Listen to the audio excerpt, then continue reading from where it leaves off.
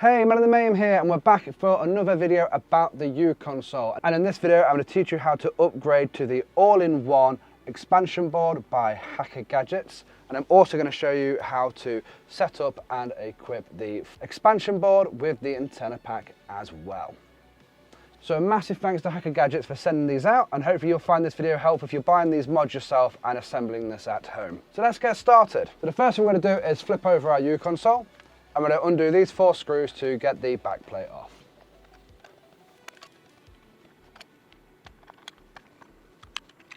Now I've got the back plate off and to one side, I'm just going to take the stand off, as I find that it sometimes falls over when I'm working with it, and it's made of metal, so I don't want it to fall over and cause any issues. So I'm just going to take that off while we're here as well. There we go. Now I'm going to take out our batteries. And now we're ready to actually start removing the initial components to be able to fit our new board. So we're going to undo these 2 screws here to get rid of our old audio board or 4G board. This is the completely blank one that only connects the main board to the speakers. So this should just come off nice and easy. So once it's sprung up, we're just going to gently wiggle that out. As you can see, there's the contacts for the speakers, and there's the contacts in the back of this particular board to be able to connect them, and that's pretty much all that board was doing. Here's our new board that's going to go in, and this is going to once again connect to our speakers, give us a real-time clock, USB-C, USB-A, an internal USB-C, and if you look here, we have got connections for our GPS, our LoRa, and our SDR as well.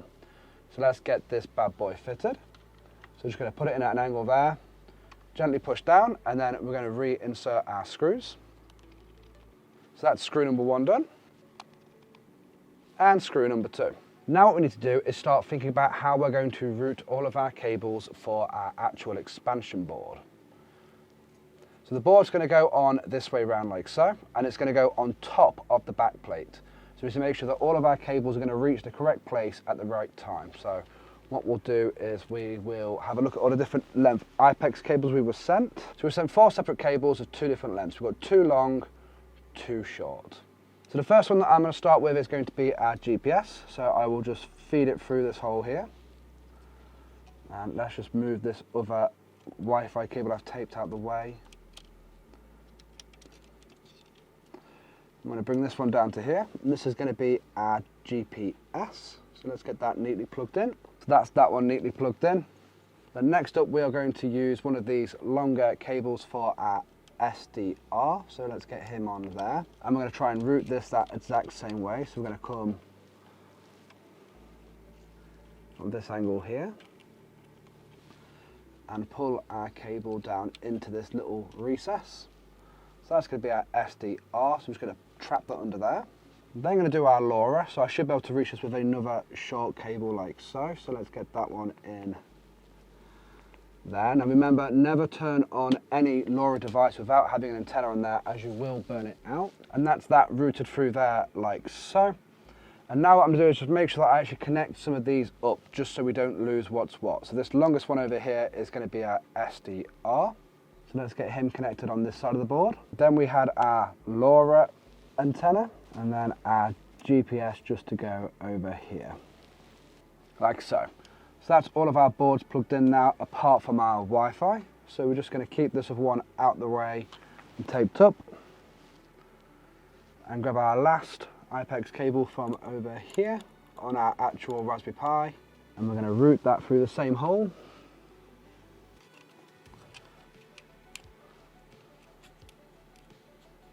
And that's going to connect onto our Wi-Fi antenna here, like so. And now what I need to do is just gently flip our board over and do a little bit of cable management, and we are good to go on the cable side. Now we need to add our I/O bracket over here. There we go. And I'm just going to run this cable down here as well and put a bit of black electrician's tape on there too. I am hoping to eventually get a USB-C Wi-Fi adapter with monitor mode on there, so I can actually run 2 Wi-Fi antennas and also be able to run the one that runs off the Raspberry Pi as well, to really give me the best choice of options when it comes to Wi-Fi. So now that we've done that, what we need to do is get our batteries back in. making sure the polarity is the correct way. Apply some pressure and let it click into place. Whoa! Magic smoke, magic smoke, magic smoke. And now we need to reinstall our back plate. Just make sure none of our cables are going to get pinched, like so. And we're just going to put on the bottom 2 screws for the moment. And then for our actual antenna mount board, it's just going to rest up here, like so. And we have some extended screws that came with the kit that are going to allow us to actually screw into the back of the UConsole. So here goes number 1.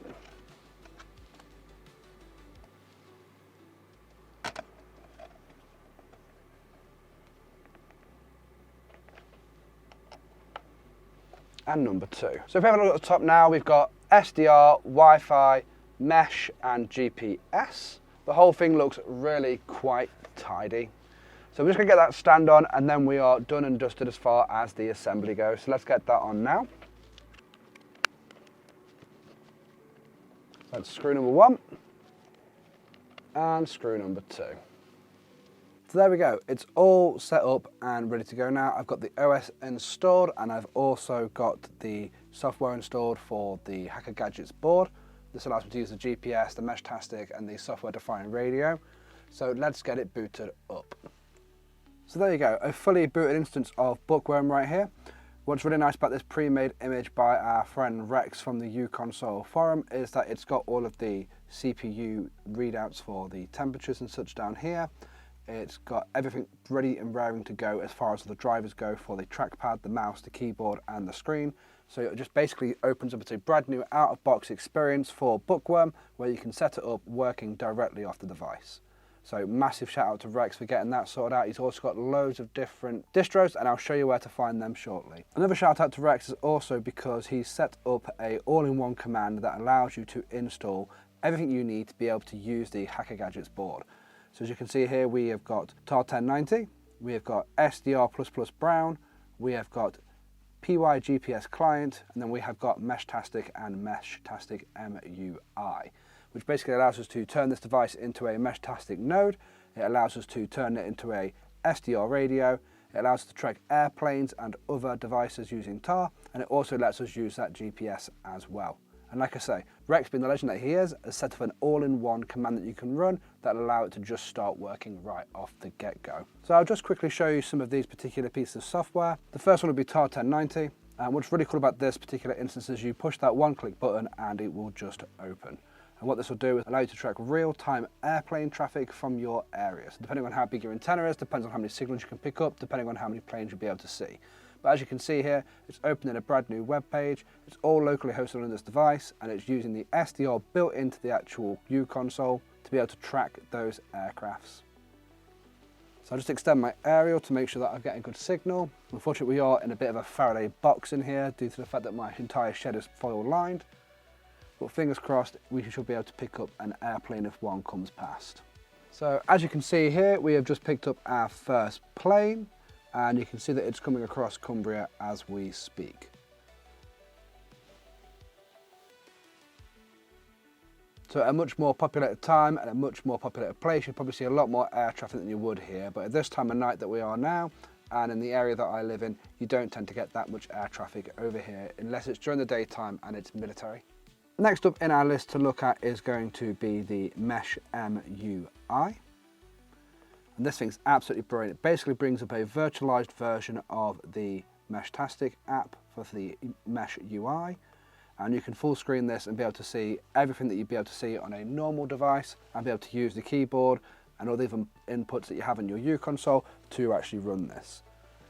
So as you can see here, I've done some testing earlier and I can have multiple nodes set up and I'm able to actually communicate with other devices that are actually inside of my shed.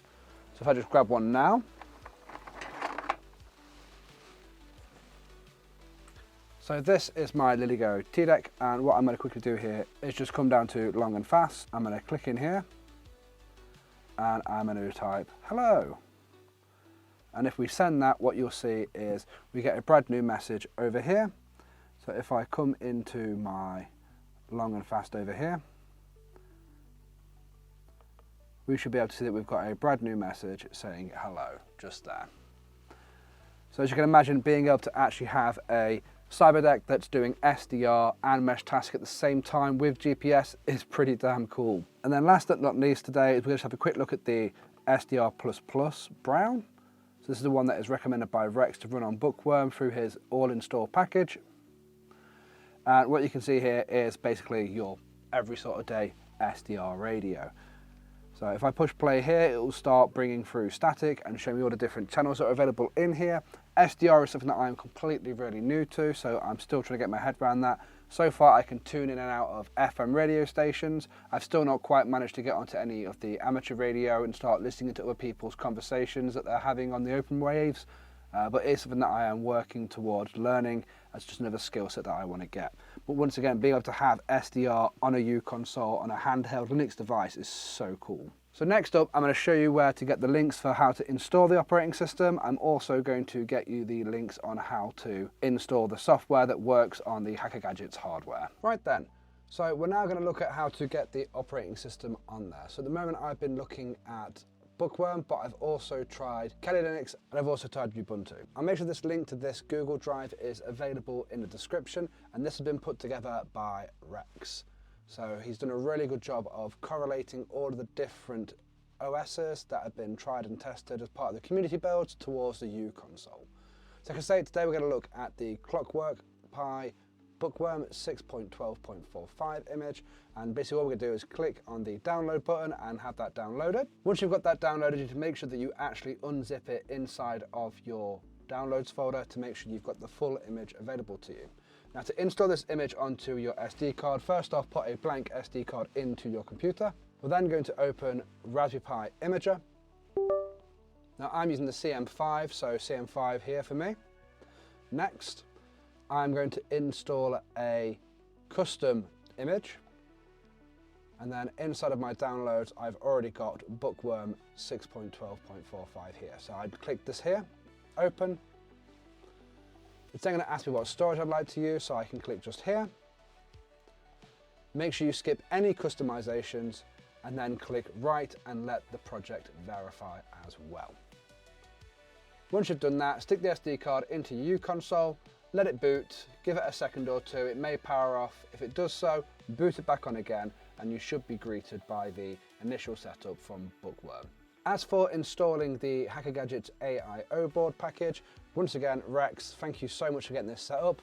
Here you can see that he's been working on a Raspberry Pi CM4, CM5 package designed for Debian. It can be used with other distros, but sometimes it doesn't work. I tried it on Kali Linux and Ubuntu, and both of those it didn't work on. But when I put it onto Bookworm, it worked instantly and everything was perfect. So if you actually read here, it does say that that is the way to go with Bookworm. So all you do is you copy this line of text here into your terminal, hit enter, and just let it run. And once it runs, it will basically install real-time clock features for you. It'll install Meshtastic. It will also install SDR++ Brown, TAR 1090, and PYGPS client. Once it's installed, just do a reboot and you should be off to the races. Bosh. So one image I was having with my CM5 inside my UConsole was that I was getting a power light come on, nothing from the screen, nothing from anything else, and it would just sit there with the green LED on bright. And all I can tell is that my EEPROM on my actual Pi decided to stop working and break. As every single time I plugged in a different SD card, same thing happened. So to fix this, what I did was I went to Pi Imager, I grabbed a fresh SD card that I was happy to wipe, I went to Raspberry Pi 5, and then came down to miscellaneous utility images, and then I went to bootloader for Pi 5, and then I went SD card bootloader, boot from SD card before trying NVMe and then USB. I use this one here, click next, and then I actually picked the storage I need to put it on and installed it there.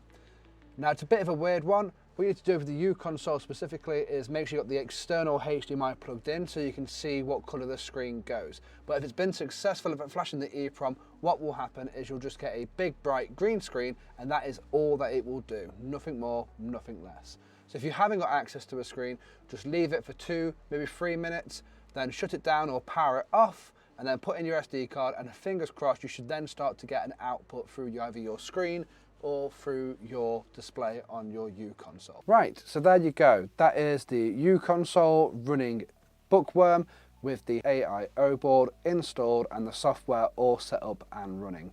I hope this video was helpful to you and was a bit of a guide to kind of get you off the ground to get started with it. I'll make sure all the links are in the description. Any issue, drop them in the comment and I'll do my best to give you a hand. There's also the UConsole Discord channel where I'm sure they're very happy to help you too. And once again, a massive shout out to Rex for all the hard work you've put in to make my life easier of trying to get this off the ground. Also a massive shout out to V at Hacker Gadgets for sending this board and these antennas out to me. They are absolutely stunning. I really love them. Really appreciate your support.